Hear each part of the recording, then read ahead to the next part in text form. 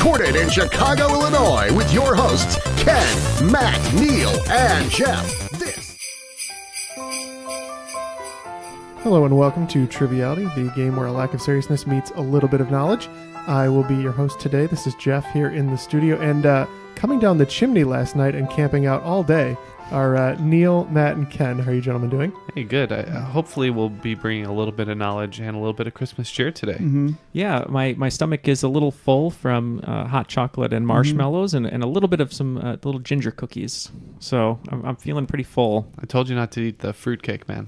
I know, but I apologize to your bathroom in advance. Yay. This is not very Christmassy so far. It is not, but there is a little chill in the air because the window just opened, and secretly flying in straight from the North Pole, adjacent from Spain, is Kendall Whitehead, our United States champion. How are you doing, Kendall? Ho, ho, ho, guys. I'm doing well. Good to be back in the States. Yes, tell us about your recent travels. Where have you been delivering presents to all who need it? First, I went to Madrid, and then I went to Paris. So that's it. I think that's enough. Just flew in. Distributed presents to those children over there. Yeah, that was hard, walking everywhere, delivering presents. But it was good. It was an anniversary trip for my husband and I. We've been married for 1 year. Oh, congratulations. Thank you so much. So we had a great time. Is that the silver wood? I believe it's paper. Paper? Okay. I know it's leather, wood, paper, silver. You're thinking of silver bells. Ah. It is Christmas time. Yeah. So why don't you tell us a little bit about yourself, Kendall? I live in Southern California, Rancho Cucamonga, to be specific, but I don't think anyone knows where that is. I've heard of it. I believe it's in Southern really? California. It's fun to say. It's a funny name. That's why I've heard it before. Like Yeah. Seattle. I'm an attorney. I'm 30 years old. All right. Yeah.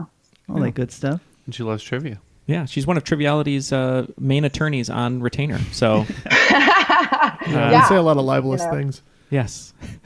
We need it.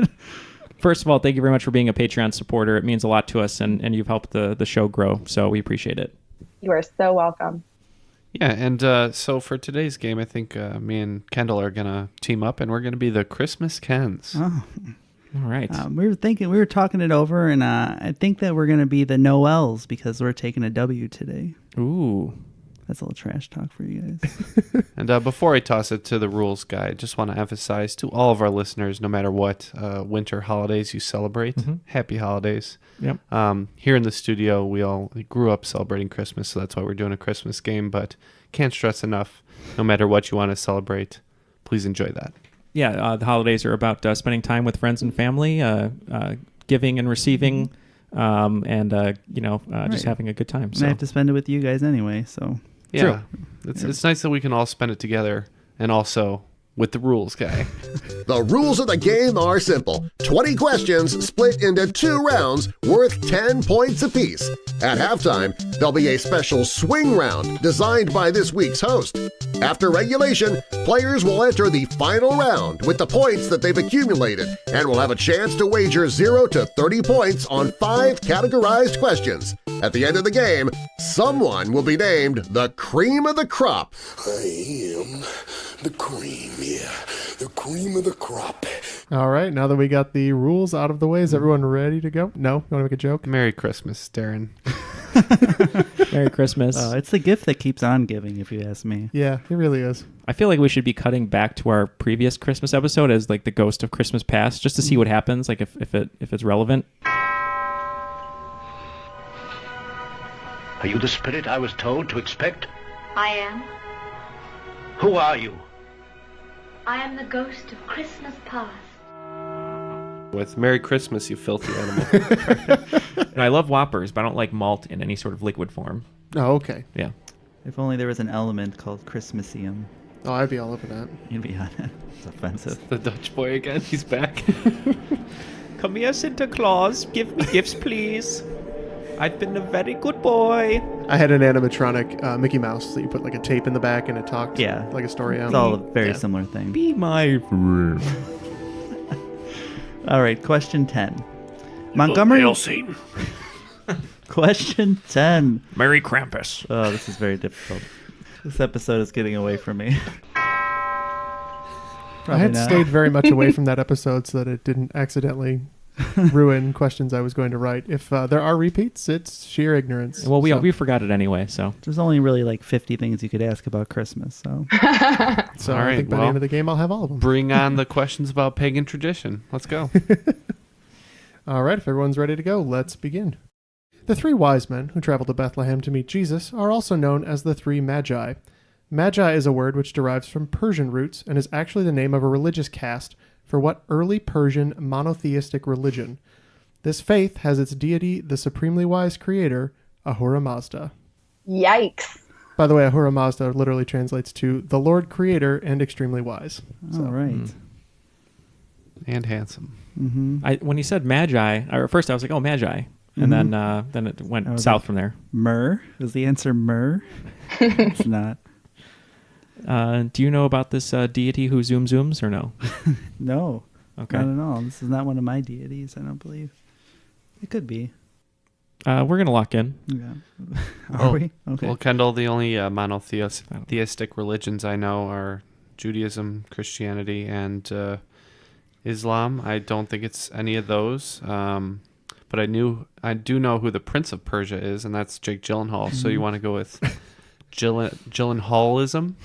Listen, Jake Gyllenhaal is my absolute biggest celebrity crush, so I'm more than happy to go with that. We're going to go with Gyllenhaalism and his fabulous beard. Thrillenhall. You could deck the Gyllenhaals, because we were thinking Prince of Persia, and I had nothing else here, so I just wanted to make that pun. I'm sure this is one that you've all heard before. Zoroastrianism. Oh, yes. Classic, yeah. Kendall, do you like Gyllenhaal bearded or not bearded? Oh my gosh, any way you'll give them to me, I like them. Nightcrawler Gyllenhaal? Yeah, even that. A little Lou Bloom action? All right, on to question 2. What famous actor and musician had a hit with A Holly Jolly Christmas, also lending to the small screen his voice as Sam the Snowman, narrator of the claymated Rudolph the Red-Nosed Reindeer? You ever heard that name? Yes, that sounds familiar. I believe it's him. This guy sings the other one. Yeah, right? yes. Yeah, okay. We're locked in.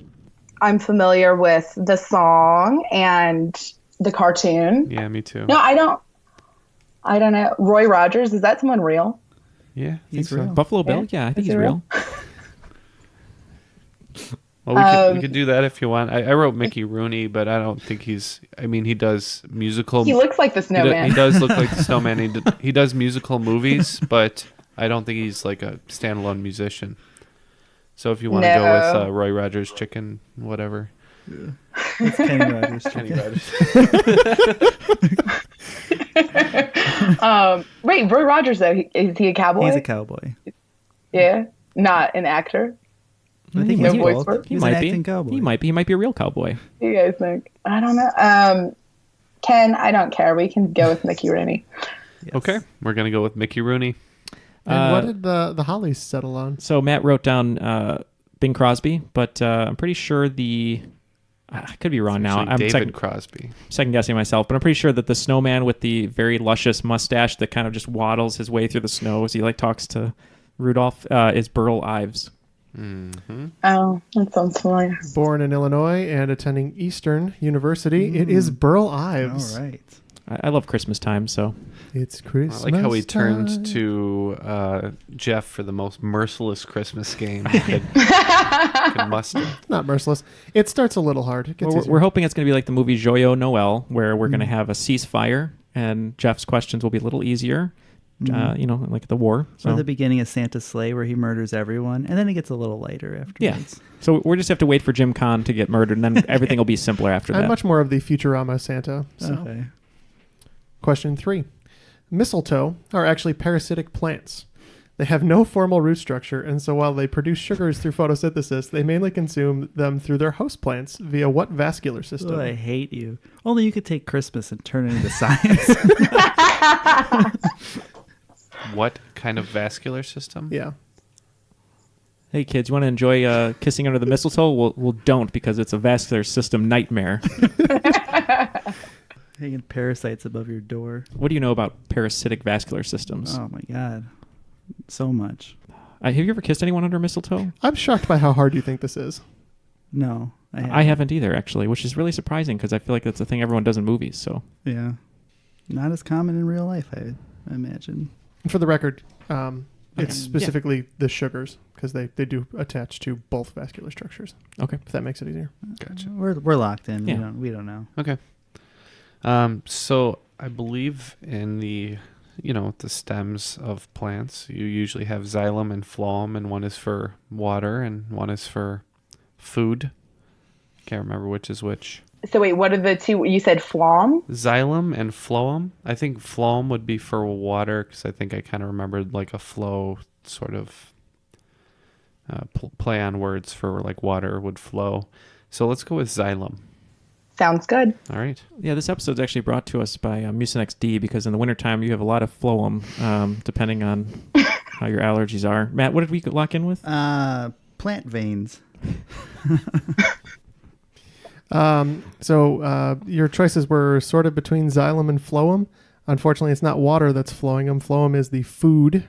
So it is not xylem, Ken. It's phloem. Sorry. 50-50. Christmas. Wow. 3 questions in, and I finally broke Ken. I'm a broken man. Yeah, it's fair. Neal, I think you were asking if anybody had ever actually kissed anybody under the mistletoe. Yeah. I have not. I think that would be strange. Anybody else? No. I said Kendall? no. Yeah, I think so. I don't know if it was real mistletoe though, so that might be. Didn't count. So that. perhaps keeping the tradition alive? Maybe not, though. Maybe not, though. Yeah. Make sure you tell your husband. You have to do it this year just to get on that list, that mistletoe list. Yeah. And you know what? I'm going to change my answer. I think one time we were looking at Christmas lights, walking, and somebody was selling mistletoe. So I'm sure I put it up at some point, and I don't know. Hopefully we kissed. I guess I can't remember. It all turned out fine. Yeah, it all worked out. Yeah. All right. On to question 4. Trying to capitalize on the success of previous robotic toys such as Furbies, Cabbage Patch Dolls in some iterations, and Tickle Me Elmo, what line of robotic hamsters started their own craze in 2009 with their recession-proof starting price of only $10? These sound familiar. Robotic hamsters. Yeah.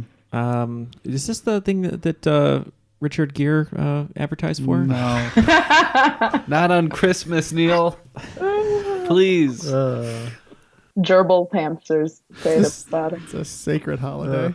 I heard it was Richard Gere and it cost $3,000 for the hamster for one night or 1 week. I know what this is. I know what this is, Matt. I just don't know the name. I remember the commercial for it. Don't they like jiggle or something, or they look like they're all like hyped up on drugs or something? Hopped up on goofballs. Yeah. It's I don't know. So think of a robo hamster name, and then we'll lock in with it. Matt's on the naughty list this year. If you haven't. I've had a long day. Yeah, I really don't know on this one. I'm sure my niece asked for it at some point. Oh, no. She was born in 2010. She likes nostalgia, though. Yeah, it's a retro toy now. She wants it. Yeah, I'm completely at a loss. So I'm just going to give a shout out to my dear departed hamsters, Luffy and Chopper, R.I.P. And we're going to move on. Yeah, we didn't know. We thought that they might be cute little fur balls, so we said fur balls. Unfortunately, these were the Zuzu pets. Now that I hear it, that doesn't sound familiar at all. No. And the robotic demons were the Pazuzu pets. Ooh, that's true. The Exorcist. Kendall, so we're at question 5 here. Looks like Matt and I only have 10 points. What do you guys have? That's a big Christmas Golden goose egg. Christmas goose egg. So we're at question 5. We'll start with you. Favorite Christmas gift you've ever given or received? When I was 5 years old, my parents, my dad specifically, didn't believe that Santa wrapped gifts. I don't know if that was just him being lazy or what, right? But so we'd have wrapped gifts from my parents, and then we'd come out Christmas morning, and then all of our gifts, me and my sister, would be laid out in 2 separate piles. And I think when I was like 5 or something, I got a pound puppy, and those are the dogs the litters, right? Mm-hmm. And my sister got a pound teddy bear, I guess. I don't know, like a bear. Yeah, bears in the pound. And you could open it up, right, and it would have like 1 to 5 puppies. Mhm. And I had 5. Wow. And I was so excited. Yeah, my sister only had 2, and I was like, I had a 6. pound puppy Yeah. when I was little. Yeah. Are these? This is a toy? Yeah, it was a toy. Oh, did it give birth like for you or? Like via Velcro. You had to do a C-section. Oh, Right. That's like I had a scalpel. Yes, that's my favorite gift. It's a good one. that's a good one. All right. On to question 5. No listener submitted questions today, but 2003's All I Want for Christmas is a Really Good Tan was released by what 4-time CMA Entertainer of the Year? Although if I know any of you, you're probably more likely to know him as Renee Zellweger's husband. Mm. Renee Zellweger's husband? Yeah. Not Nicole Kidman's husband. Correct. Oh, Shoot. it's okay. So it's between him and Because I know your love of country music I as just- a group. It's not Chris Gaines, right? no, it's not Chris Gaines. Every time I hear Gaines, it's without fail. It's Step Up 2. Tyler Gage is in the house. Channing Tatum. No, it's. You don't think it's this guy? I don't think it's him because he was on an episode of Hard Knocks and they didn't mention Renee Zellweger. He's just a huge Browns fan. It's the dude. It's the dude who's super tan. He wears a white cowboy hat. His shirt's always open. He's a huge star. He's older. Yeah, right? he won. He He's like- won 4 Country Music Award Entertainer of the Years, Neil. I know. Oh my god, I know who it is though. I can picture him. He's always on the beach. His shirt's open. Ooh. I have a Really feeling Neil painting a could paint picture. yeah, he could paint a portrait of the guy without the face at this point. Can you name any country guys? I know I'm gonna get. Here, I'm They're gonna not think about locked it. in. You. I'm gonna think about it while they talk because I think I can get That's it. not how this game works. But if we say it, you can't get it, okay? Okay. I would guess Kenny Chesney. I don't know. Kenny Chesney. Does he fit that description? I really do not like country, but Bless your heart. How would he look on the beach in a white shirt? Think about that. Pretty That's good. tan. I know Toby Keith is he kind of writes goofy songs like that, but he's pretty tan. He's an entrepreneur. Let's go with Kenny Chesney. So I think as part of our Christmas agreement, Ken said if I heard it and didn't pull it before they got it, that we couldn't accept points. Yes. It is Kenny So Chesney. he said Tug McGraw. Well, I'm glad to report that the Kens get credit for the Kenny Chesney question. So, yeah, Kenny Chesney. All right. Sorry, I would have gotten there. It just took me need That's more time. okay. So after 5 questions, both teams on the board with 10. Woo. 10 calling Merry birds. Christmas. All right, on to question 6. Orthodox Christmas takes place on or about January 7th in the Gregorian calendar. The reason for this is Orthodox Christians are observing December 25th, but on which calendar that the Romans used and that the Gregorian calendar largely replaced? That wouldn't make sense. That's if probably it's what we used, not what they used. Yeah. So let's go with yours. That's fine. locked in. Can't really name any other calendars besides the Firemen, the standard, policemen. Triviality. Boys Triviality. of Triviality. That is in the Christmas stockings this year, everyone. oh, so excited. So any idea from you? Gregorian is like the big one, right? It's Roman, so I don't know if it's, named after one of their gods, like a Jupiter or something, but I really have no further guesses. Let's say the astrological calendar. I have no idea how to answer this. The Gregorian Well, chants. Gregorian chant. All right, we're in with astrological calendar. I literally don't remember where I heard this, but I just listened to a podcast where they said that it's weird that Easter changes every year, and they said that's because they base it on the lunar calendar. So I said lunar. Yes, Easter is based on the lunar calendar. In fact, the reason that they changed from this calendar to the Gregorian calendar was because Easter kept falling farther and farther outside of when they were aiming for. He himself was a little bit of a god on earth. This was the Julian calendar, named for Oh. Julius Caesar. I thought I was right there. I know, me too. Next. That's all right. We opened up the present and it was just This is it was coal. socks. was This a is turd. coal in our Coal. stocking. I'd love some socks this year. I love Actually, socks yeah. and underwear as presents. I like to heat my home with coal, so bring it on. It's very efficient. Yeah. All right, question 7. The Twelfth Night is not just a Shakespeare play. It's also the day the 3 wise men came to pay their respects.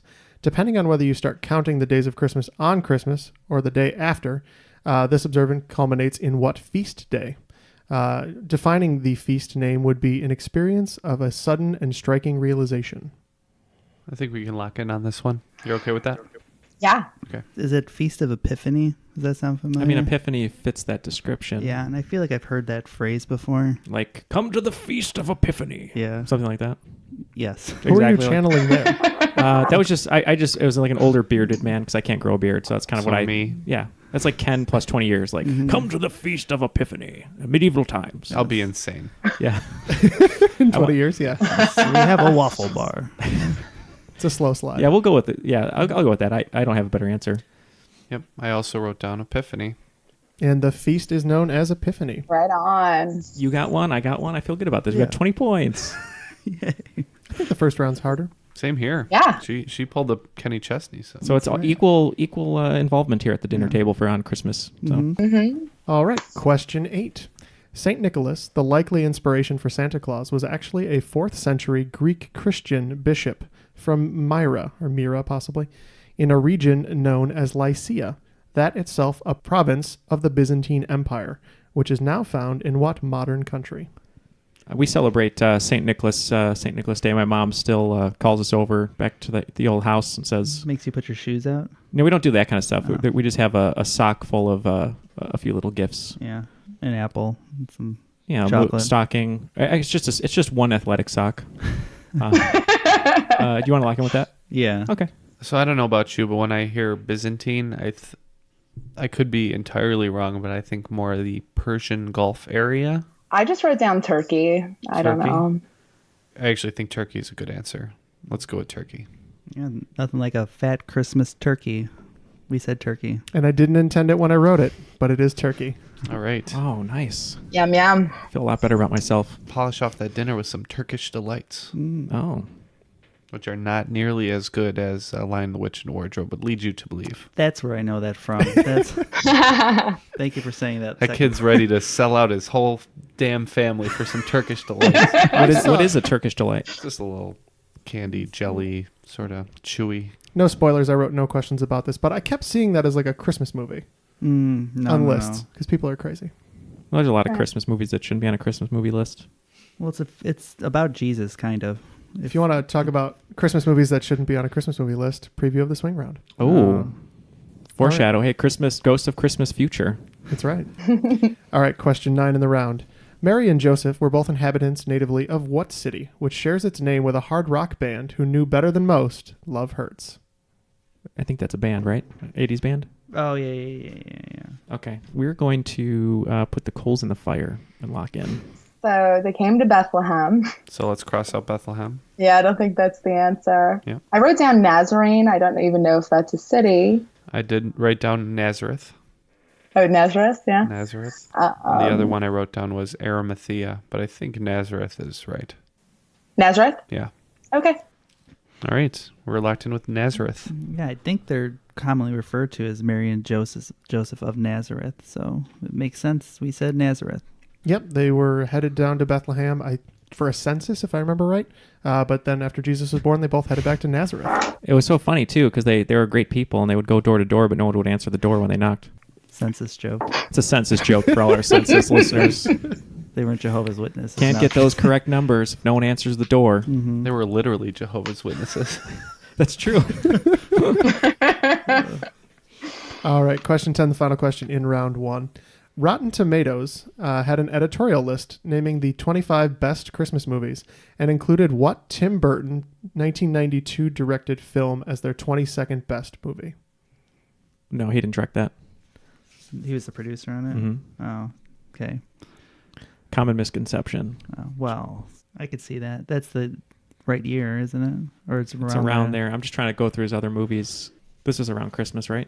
Yeah, I would go with that over the first one I wrote. So there's a little trick in here because he didn't actually direct Nightmare Before Christmas. That's the trap answer. I believe it's Selleck, right? Selleck, yeah. Tom Selleck.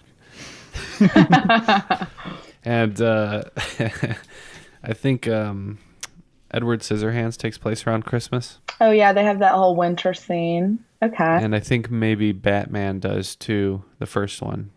The first one? Second one? Regardless, I think Edward Scissorhands is the way to go here. I just want to say I wrote down Beetlejuice for some reason, and Is that even him? I don't know. It is him. I believe is it's not 88. involve Christmas. Oh, the year of my birth. For Beetlejuice? 89, something like that? I think Edward Scissorhands is the way to go. No, I'm just kidding. Yeah, do it.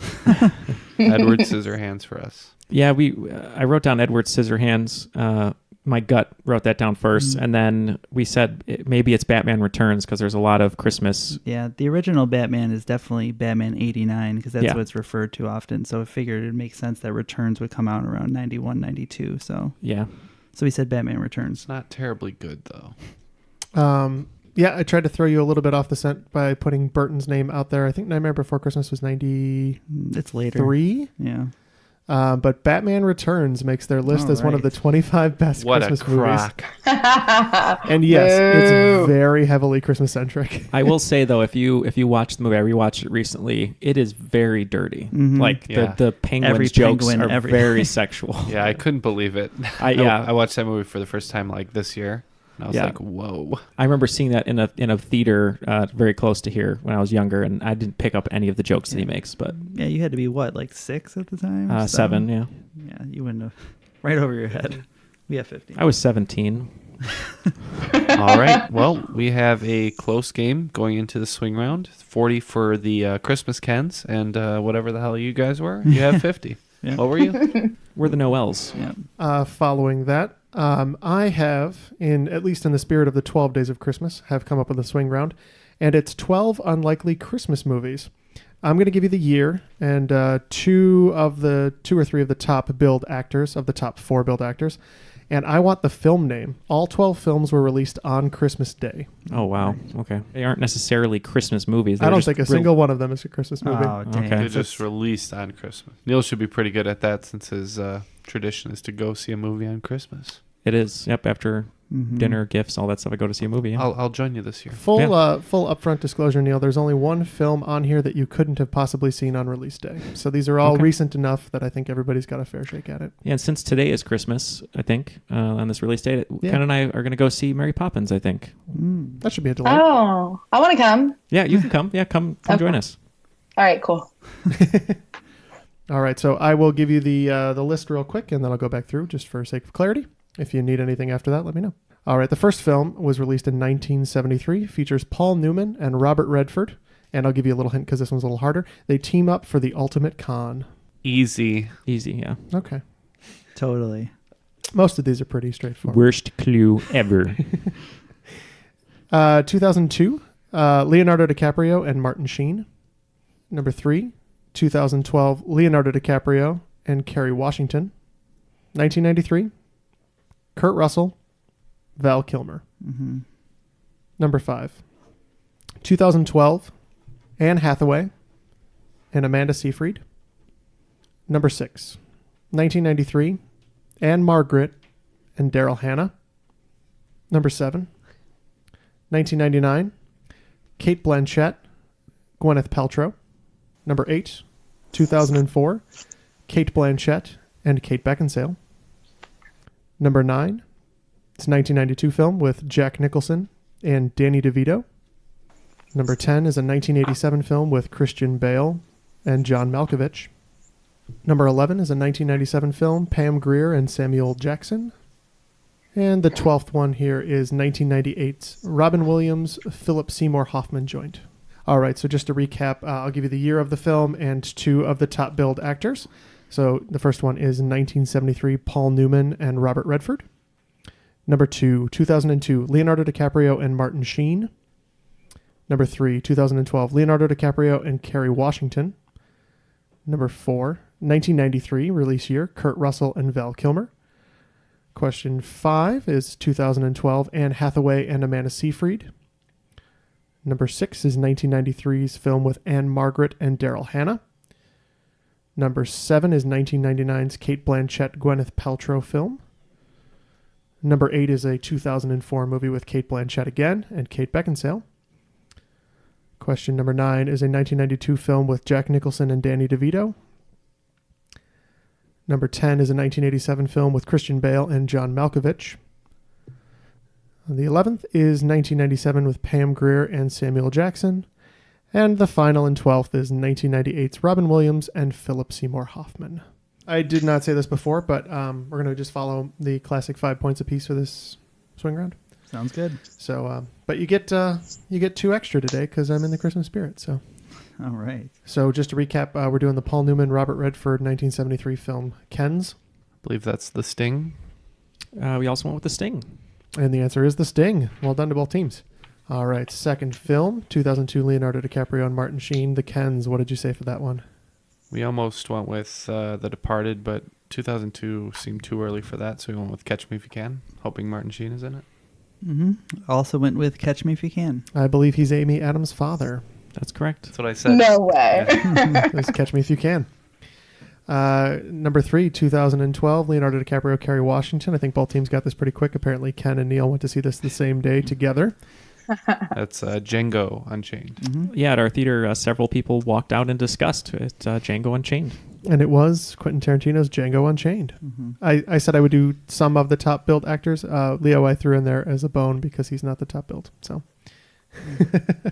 all right. Number 4 was 1993, Kurt Russell and Val Kilmer, The Kens. What did you say for that one? Oh, I said Tombstone. Kendall will be our Huckleberry as Tombstone. Yeah, it is Tombstone. Well done. Number 5, 2012, Anne Hathaway, Amanda Seyfried. The Kens, what was your answer for this one? Les Miserables. Mm-hmm. Les Mis. Yeah, Les Mis. Yeah, I thought that one was too easy if I gave you the huge Jackman on that one. So, all right. And number 6, I thought this one was a little bit harder. 1993's Anne Margaret Daryl Hannah flick.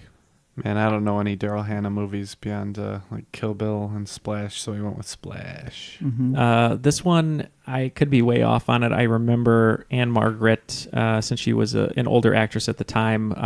I believe she was in Grumpy Old Men as the object of Walter Matthau's affections. Wow. Yeah, Walter Matthau was the leading man, but Anne Margaret was the was the female lead in Grumpy Old Men. Wow. I remember that from the DVD cover. So. Well, at least you remembered it. Number 7 is 1999's Cate Blanchett and Gwyneth Paltrow. Now, if somebody doesn't get this, I will give them the top 2 billed actors, and you'll know it immediately. So, what did you say, the Kens? Man, this was hard. We were talking about Elizabeth and Shakespeare in Love, and we decided to go with Elizabeth. We had the same discussion, and I knew that because Shakespeare in Love beat Saving Private Ryan, which was a travesty, that that was the year before, or 2 years before. And then I was like, what movie were Gwyneth Paltrow in after that where she would have been a lead? And it wasn't Seven. And then I remembered she was on a beach or something in Italy. So we went with The Talented Mr. Ripley. Yeah, if I gave you Jude Law and I gave you Matt Damon, Matt it is Damon. The Talented Mr. Ripley. All right, number 8, 2004, Cate Blanchett and Kate Beckinsale. Yeah, this one troubled us deeply, too. Kind of just thinking of Kate Beckinsale movies, and we went with... Serendipity. Yep. Well, Serendipity is one of my favorites. That's Kate Beckinsale, John Cusack, Jeremy Piven. But Matt, what did we end up going with? Yeah, this is a movie that I saw in the theater. I'm not sure if it's right. It's very long. We said Pearl Harbor. Oh. What if I gave you Leonardo DiCaprio? Oh. It's The Aviator. Yeah, I can't believe it. There's planes in Pearl Harbor. Yeah, you were close. I believe Pearl Harbor was 02 or 01, Yeah. 02. I believe she's the only I was person. still in high school when I saw it. So she's the only person to play an Oscar, win an Oscar for playing an Oscar winner. Mm-hmm. Yep. Yeah. So yeah, I wanted to mix that one up because otherwise there would have been 3 Leonardo DiCaprio movies on this list. That's totally my bad, man. Katharine Hepburn and Ava Gardner. That was my bad. Yep. I thought you would have had that one.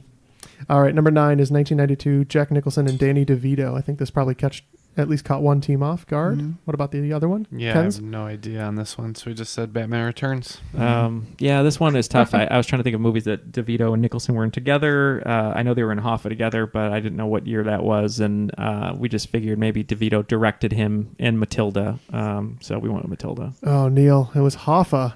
Oh. Sorry.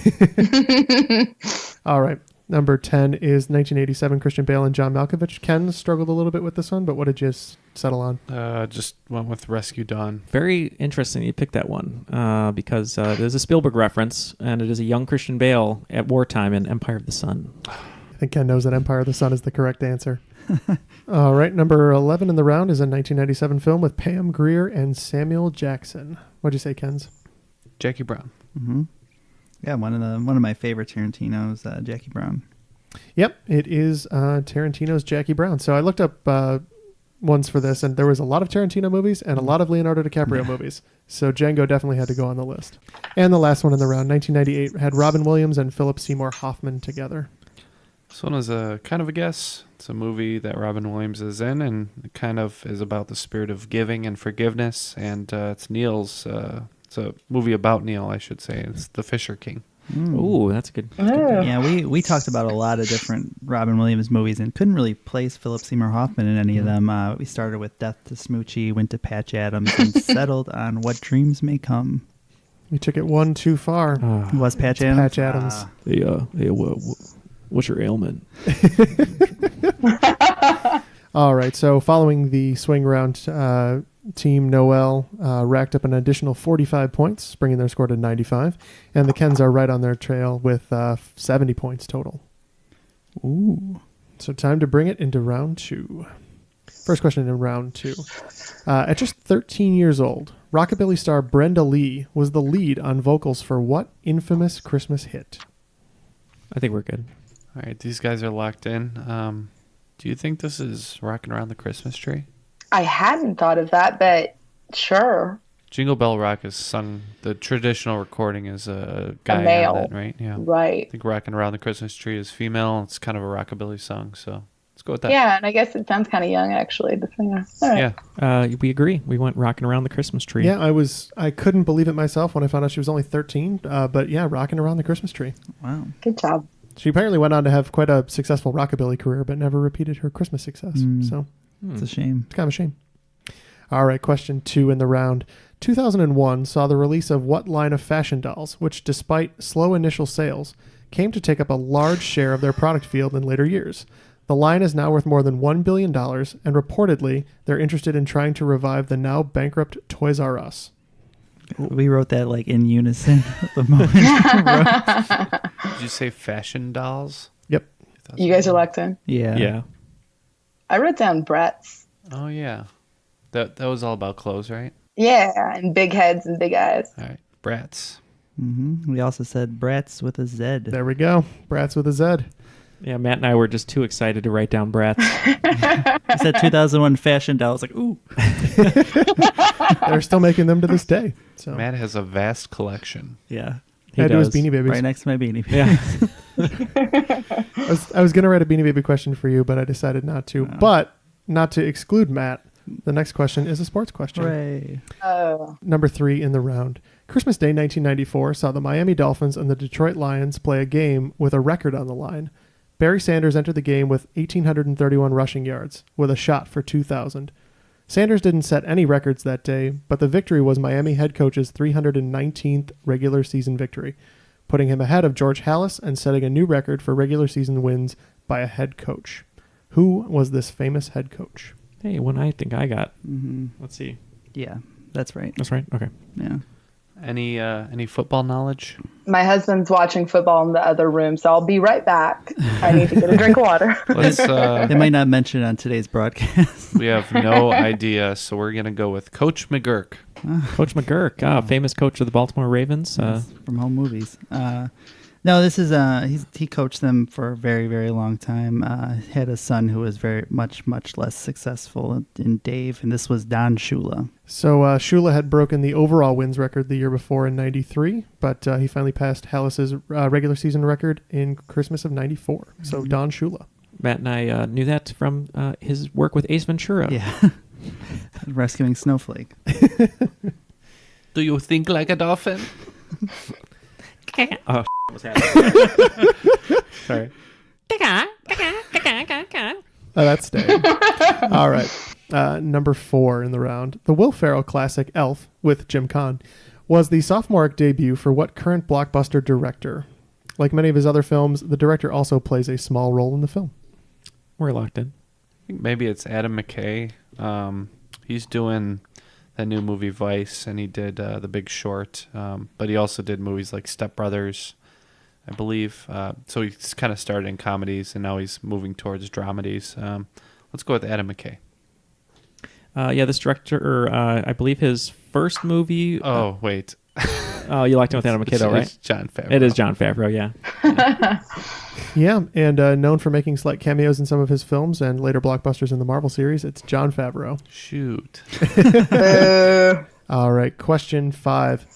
1988's Scrooge sees Bill Murray comically retell the classic novel A Christmas Carol by Charles Dickens. In Scrooged, Murray plays a cynical man with what occupation? I know the industry he's in. I'm just trying to. I don't know how specific. I think that's good enough. Or do you think he's? I'll have discretion. Yeah. So that encompasses most things. Okay. All right. So these guys are in. Have you seen this one? I know the movie cover. I know my parents owned it. Yeah. You know, looking through our collection, I always saw it. Do you think he's in show business or banking or? I would think it's some sort of maybe stockbroker. Yeah, I think it's something like at the business end. I don't think it's any kind of show business. Okay, let's So business, not show business. Stockbroker. You think? Yeah, I would say that. I was thinking, maybe attorney, or maybe just because I'm a cynical one. He's got a cigar, right? Yeah, isn't he just wearing his pajamas with like a stocking cap? Pajamas, right? No, I believe he's in a Lawyers? tuxedo. Tux. Oh, well, I was gonna say lawyers often wear pajamas, if that helps. I'm in them right now. Yeah, I was gonna say you're in pajamas. You practice in pajamas. Naturally. That'd be a great. Bananas in Pajamas? Oh God, I love that show. Sorry. Coming down the stairs. Okay. Yeah, we're in a stockbroker. So I believe at the end of the movie, he's trying to win the affections back from Karen Allen, and they go to a TV studio because they're doing a televised version of A Christmas Carol, and they all sing "Put a Little Love in Your Heart." And I believe he's a TV producer of that network, and goes on his own set to profess his love to her in the world.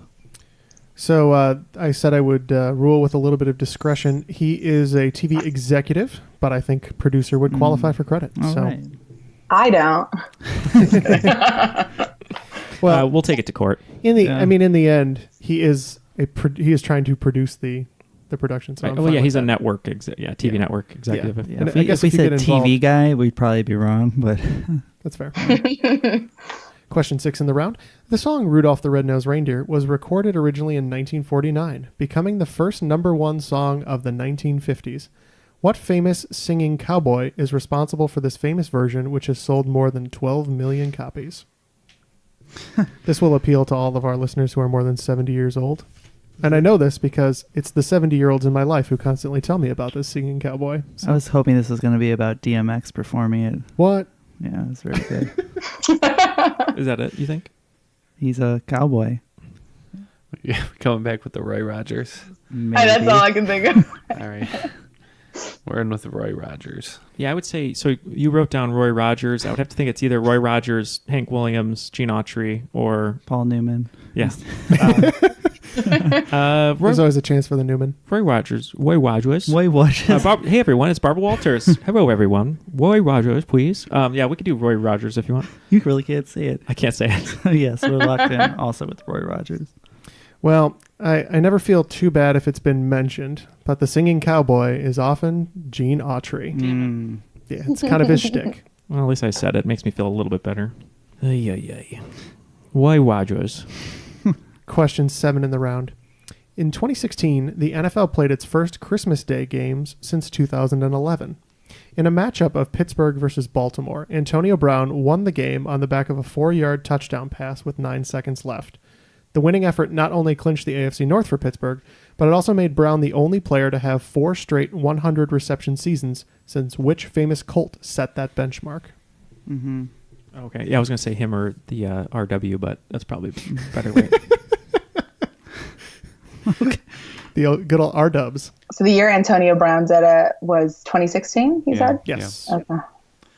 I mean, I was just going to go with my favorite receiver, Catchy Goodarms, but Oh, yeah, he's prolific, sure. he's really good. What about his cousin Catchy Strong Hands? Yeah, he's good too. Catchy, good arm, good hand. All right, so Catchy Good Hands for the Kens, and I think Matt might have had this one. Well, I'm not 100% sure on this one. The Colts actually had a few prolific receivers in the Peyton Manning era, but his first and favorite was always Marvin Harrison, so I said Marvin Harrison. So Brown beat this record by making it 5 in a row in 2017, but the one who set the benchmark was Marvin Harrison. It wasn't Catchy Good Arms. It was sadly not. He only had 3 in a row, actually. So just missed it. Neil, of course, was making a joke about Reggie White. Reggie Wayne. Reggie Wayne. Sorry, Reggie Wayne. Oh, God, that was bad. Reggie Wayne. Reggie White not catching a lot of passes. Yeah, definitely not a good receiver. No. All right. Question 8. White Christmas made its debut in what Irving Berlin presented/scored film from 1942? A smart casting director also recruited the talents of Fred Astaire and Bing Crosby, which made it a huge hit at the time. We're locked in. Pretty sure this is not actually White Christmas, but Holiday Inn. Yeah, Holiday Inn, that's one of my favorites, aside from all the minstrel shows. I think I've heard Neil going on about this one in the past a couple times. Oh, yeah? Yeah, let's go with Holiday Inn. Yeah, for sure. Holiday Inn. Yeah, save for the terrible blackface that's in the movie. The rest of it's pretty good. I glanced over that. I know it's Right. there. So we went with Holiday Inn. Yeah, you'd be smart for staying at a Holiday Inn. Holiday Inn. Hotel or motel. Question 9. In the 12 days of Christmas, how many birds would you have to give your true love on day 10? His question, though, is how many? So wouldn't it just be 10? No, because each day they give all of those things. Oh, So like on the I see. fifth day, they give 12 'cause there's of multiple this, 11 birds. of this. So Oh, my bad, It would okay. do. There'd be 60 of whatever the 12th is by the 5th day. Yeah. Okay. Because this man's insane. Saying cumulatively just on the 10th day. On the right? 10th day. Okay. Okay. Oh, that makes it easier. It's not how many he's given so far. Correct. Oh, Yeah, so I'm not a total so it's either. just I think it's just mostly. this. Not 100%. definitely No. So that's I'm at most like 70%. I don't want to math anymore, so you can just say whatever number strikes your fancy. all right. We're locked in with 24. We're going with 23, right? Yeah, 23, sure. So it's the same for days 7 through 12 because it's all people after that. It's 23 birds. Damn. All right, and the last question in regulation. Which Christmas film could best be described as Frosty the Snowman if Frosty were an unreliable father who dies in a car crash and gets reincarnated as a snowman to set things right with the son he left behind? That's basically it. Yeah, that's very specific. That's right, isn't it? Yeah, you're right. You're right. Oh, good. We're locked in. I think it's just Jack Frost, right? Michael Oh, Keaton. one of my favorites. The kid says it's better to have a snow dad than a no dad. It's so Which is good. pretty clever for somebody whose dad just died. All right, Yeah, we're in Jack with Frost. Jack Frost. We also locked in with Jack Frost. And was his name Jack Frost before he died too? Like their last name was Frost? Yeah, I believe so. God. I mean, it's not Michael Keaton's best film, but it is Jack Frost. All right, so at the end of regulation, the Kens have a score of 120, and Feels Noels have a score of 175. bringing so the Christmas spirit today. they are. We're a little high on eggnog here. So let me go through the final category so we can collect wagers. All right, so category 1 is Jingle Bells. Category 2 is Jingle Bells. Oh no. Category 3 is Jingle All the Way. Category 4 is Oh, What Fun It Is to Ride. And category 5 is In a One-Horse Open Sleigh. Oh God, I hope Jingle All the Way is about Jingle All the Way. Me too. All right, all the wagers are locked in. Question 1 in Jingle Bells. Jingle Bells was the first song to be transmitted from space to Earth in 1965 during a communication between ground control and the flight crew. Which NASA project did this mission occur in?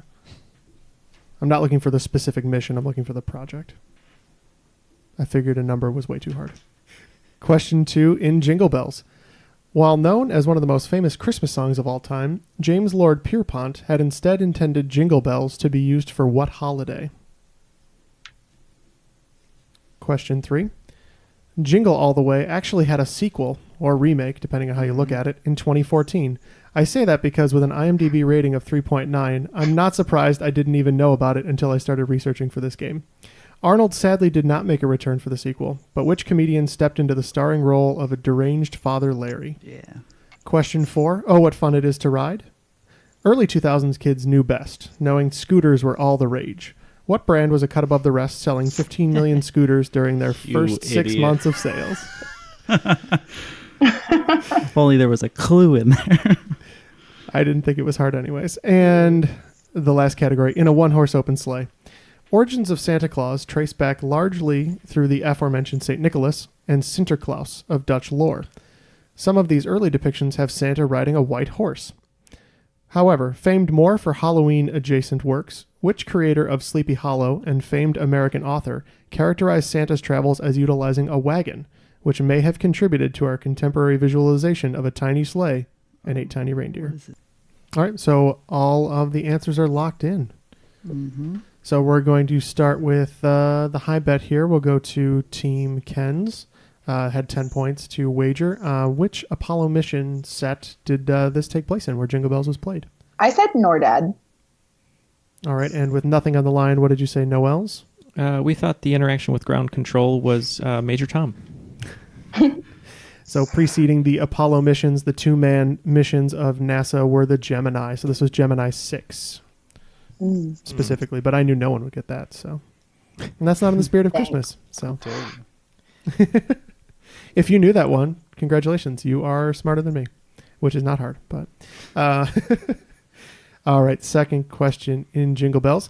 I believe the Kens had another 10 points on this. So what holiday did James Lord Pierpont intend Jingle Bells for? We thought maybe he wanted this to be a New Year's jingle, ringing in the New Year with some Jingle Bells. That makes sense. And what did you guys say over at the Noels? Yeah, I remember reading an article about Jingle Bells once, and it was something having to do with like the wagon in the snow, but during Thanksgiving, I believe. So we put Thanksgiving. Yeah, he actually had intended it as a famous Thanksgiving song, which that would be the only one I could think of if that ever took off. So, yeah, so it'll be Thanksgiving. Yep. Question number 3 in Jingle All the Way. Who took up the role that Arnold, I'm assuming, didn't even have to decline? They probably didn't ask him. In Jingle All the Way 2. Now, both teams had wagered 30 on this. So we'll start with the Kens. Yeah, this is bad news. We just kind of talked. We were like, who would be in like a low budge, not well-liked comedy remake? Larry the Cable Guy? Yeah, this was actually a WWE production. This person came on to host Raw and pimp this movie that he was in, and it was Larry the Cable Guy. Yep, they couldn't even bother to name him something different. Whoa. That was Larry the Cable Guy. Yep. Yeah, and that was our only question we wagered on. Yeah, so 30 there. Just kick our feet up from here on out. Hopefully. We'll see. All right. Oh, what fun it is to ride. Early 2000s kids were all into scooters, and although electric ones are making a comeback now. What was the brand that sold 15 million scooters in their first 6 months? It was at 10 points to the Kens. We'll start there. Those would be the famous Razor scooters. Mm-hmm. Also went with Razor scooter. Yep, for good reason. That would be the Razor scooters. Remember all the kids around the neighborhood trying to do like ollies and tricks over bumps and whatnot on a scooter. There's a very good reason that the bottom of my scooter looks like it's been through hell. So, oh, you were that kid. Great. Yeah. I know. I usually just, fell immediately. So, all right. And last question in a one-horse open sleigh. So, the origins of Santa's sleigh are kind of unknown, but it's possible. This is one of the earlier ones showing him with a cart or a sleigh of some kind. So what Sleepy Hollow American author commented that he had a wagon. We'll start with 10 points to the Kens. I was pretty sure it was Washington Irving. And 0 to the Noels. What was your response? It's really proud that we got a literature question together. It's Washington Irving, we believe. Yeah, it is Washington Irving. Well done to both teams. Final scores are in. The Kens have 150 total points. But this week's Christmas cream of the crop, I don't know. What did we do last year? We were the Christmas cream of the crop. Were we? Oh, I guess so. I don't remember. No, I'm saying that's what it was called. Oh, okay. I don't remember if we had specific branding that was clever. You're the film on the top of an old punch bowl full of eggnog. That works. So with 205 total points, the Noels are this week's cream of the crop. The cream will rise to the top. Oh, yeah. Great game, guys. Yeah. Yeah, that was fun. Yeah, that was a lot of fun. Yeah, that's fun. It really put me in the spirit for today. I feel like I was lagging a little bit before, but now I'm ready to go. We're ready to embrace the Christmas spirit. I think what really put us over the top was being visited by Kendall. So thank you so much for coming to hang out. Indeed. You're welcome. I hope you got all your presents from me. and what a great teammate. We complimented each other's weaknesses and strengths well. Team Ken. Woohoo! Yeah. Yeah, we appreciate the embroidered tank tops you sent us. We'll wear them In the calendar. In our calendar, right. Oh, I'm so looking forward to it. Any messages you'd like to give out to friends, family, loved ones, or Christmas messages in general? Yes. In fact, I will say a very Merry Christmas to Michael Morin. He's my friend from college. And actually, he lives in Chicago, and he's a psychologist. He opened up his own practice after working in the military with soldiers and kind of mental health issues there. But his therapy, his practice is called Chicago Collaborative Therapy. So if anybody is in the area, you should look him up. He's brilliant. That's wonderful. Yeah, that's a great thing he's doing too. So yeah, make sure you look up collaborative therapy. That's very cool. Just a really quick story and a bit of an FU to my dad and my sister. Merry Christmas. Almost 2 years in a row, they saw Christmas movies without me. Ooh. 1 year in high school, I threw up my back at Little Caesars where I was working at the time. And I fell asleep on the couch, and then they snuck in. I said, "Where have you guys been?" And they're like, "Oh, we saw Polar Express." And I was like, "Thanks a lot." And I started crying. Wow. And then I was home from college in 2006. And I think kind of I didn't throw up my back or anything, but the same situation. I was sleeping on the couch. They snuck back in. And I was like, "Hey, where were you guys?" And they're like, "Oh, we just saw the Santa Claus 3. Joke's on them. That movie sucked. So please take Kendall to a Christmas movie this season. Yeah, take me this year, guys. I still haven't seen the Santa Claus 3 or Polar Express out of protest. I understand. You'll be okay. We're going to be showing a double feature at our studio over here. So. Oh, my gosh. Those are exactly the movies we selected. Yeah, Martin Short and the Santa Claus 3. Well, the best Christmas gift that you've given us, other than being here today, is being a Patreon supporter. So thank you so much for that. Mm-hmm. If anyone else would like to join Kendall and sort of spread the Christmas cheer, you can go to patreon.com/Triviality Podcast. We have some newer perks launching right after the new year coming up here, or just altered perks, not to be confused with Altered Carbon, the TV show, but keep a lookout for those, and it's a good Christmas gift for someone else. Can't say thank you enough to those of you who already support us. So if you'd like to do that, we could give you a little bit back of Christmas cheer, some of the bonuses over there. But I think that about does it for us today. We'll keep it short and sweet so you can get on with the rest of your holiday. But for Kendall and I don't know how we got away with an hour and a half recording without saying this, the filthy animals in the studio with me, Ken, Matt, and Neal. I'm Jeff, and that was Triviality.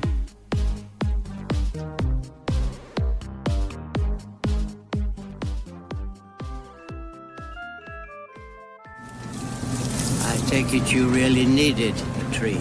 No, I've already got one, but I got a friend I think could maybe use it. Besides, it'd be a shame for the little fella not to have a home for the holidays. It's nice to find somebody with such devotion to Christmas. You know, I don't tell many people this, but Christmas is just about my favorite time. Ever since I was a little kid, I always felt like it was my own personal holiday. I'm at one with the Yuletide, know what I mean? I know exactly what you mean. I even memorized the names of all the reindeer, like Donder and Blister. That's Blitzen.